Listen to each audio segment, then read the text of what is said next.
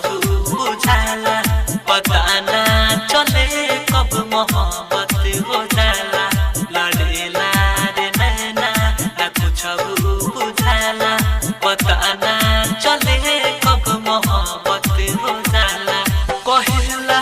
जमाना हो पगला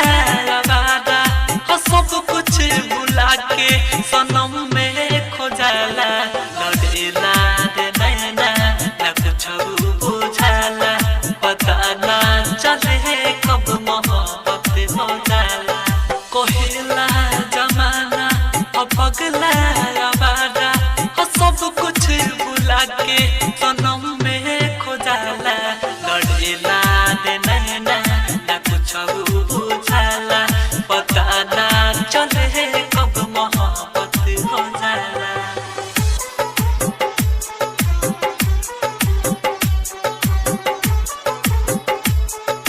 DJ Manish Raxaul presented by Star Recording Studio, Kasanpura, Siwan. कबो मिले खुशी कबो हो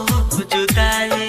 अजब खेल दिहले विधाता बनाई कबो मिले खुशी कबो हो जुदाई अजब खेल दिहले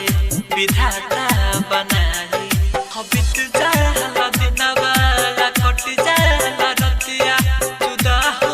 के दिलवा तो पद से लायकिया जुदा हो के दिलवा तो पद से लायकिया हो डरे ना दीवाना नहीं घबराला पता ना चले कब मोहब्बत हो जाला।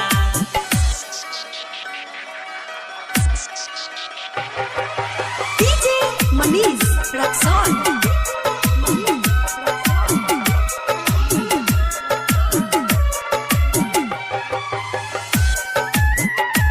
Presented by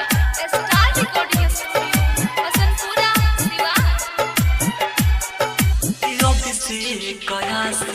कहे सुना के पी ना दिलवा लगा के रहे के हुए पी हो से कया से कहे